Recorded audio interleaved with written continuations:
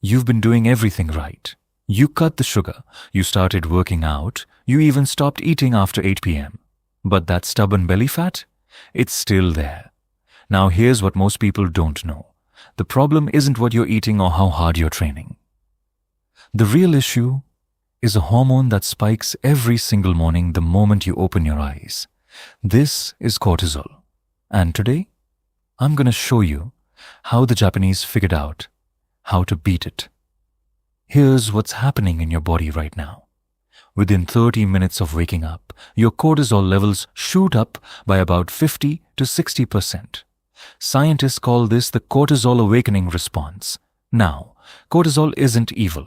It's supposed to wake you up and get you moving. But here's the problem. When that spike gets too high or stays elevated for too long, your body goes into survival mode. And survival mode means one thing: store fat, especially around your belly. Research published in the journal Obesity found a direct link between elevated morning cortisol and increased abdominal fat.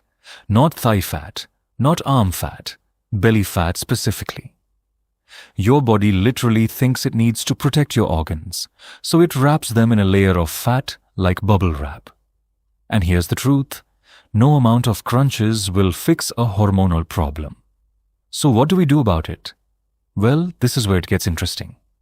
The Japanese have some of the lowest obesity rates in the world. And it's not because of genetics or some magic pill. It's their morning routine.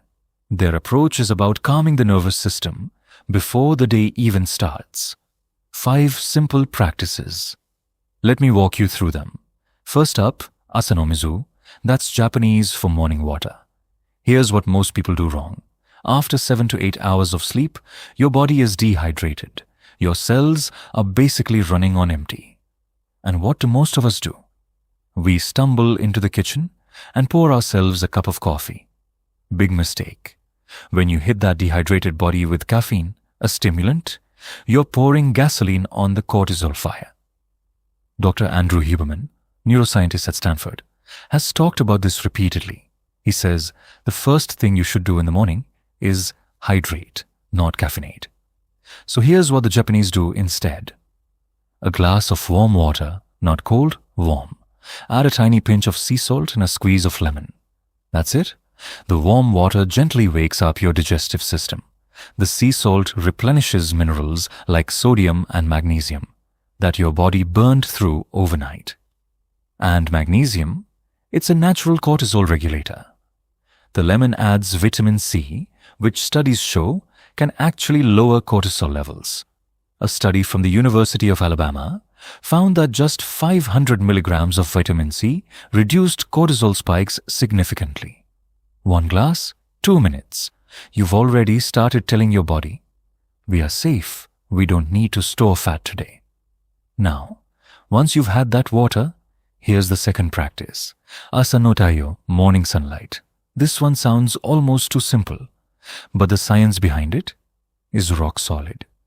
Within the first 30 minutes of waking up, go outside and get 5 to 10 minutes of natural sunlight.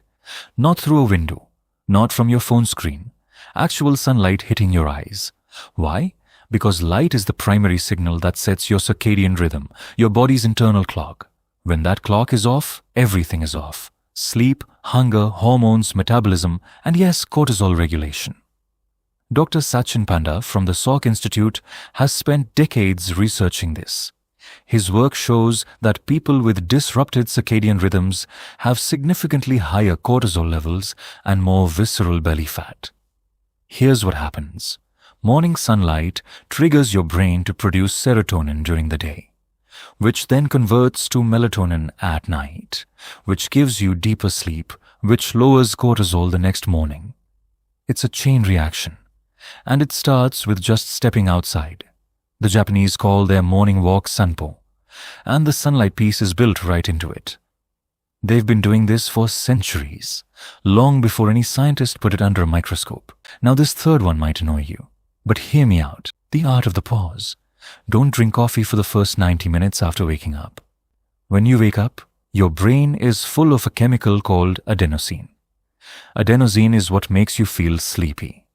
Normally, your body clears it out naturally, Within about 90 minutes, coffee works by blocking adenosine receptors. So if you drink it too early, you're blocking receptors that are already full. The adenosine doesn't go away. It just waits. And when the caffeine wears off around 2 or 3 p.m., all that built-up adenosine hits you at once. You crash. Your body reads that crash as stress. Cortisol goes up. You crave sugar. You reach for a snack. And the cycle continues. The Japanese concept of MR is about intentional pauses, space between actions. Applied here, it means giving your body those 90 minutes to wake up naturally.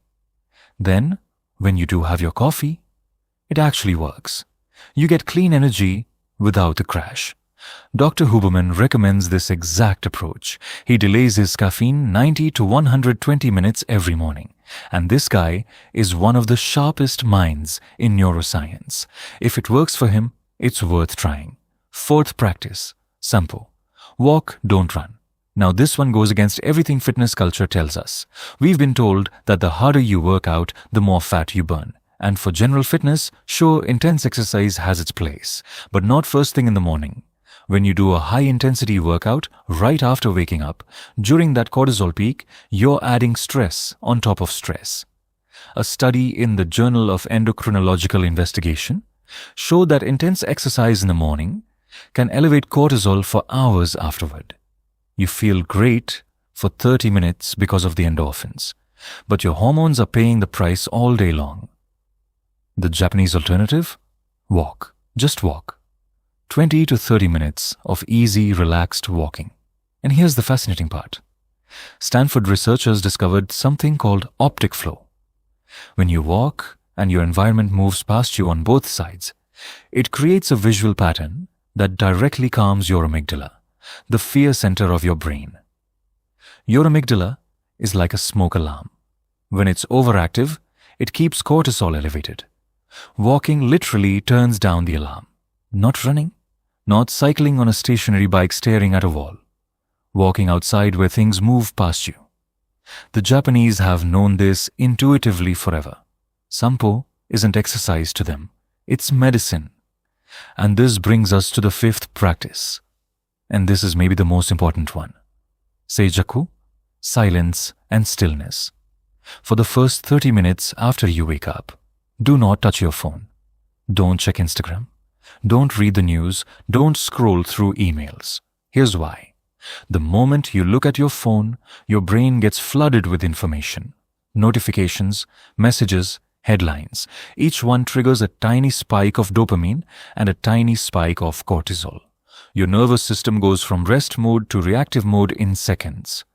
Dr. Anna Lemke from Stanford, who wrote the book Dopamine Nation, explains that this early morning dopamine hit actually sets your baseline higher for the rest of the day, meaning you'll need more stimulation to feel normal.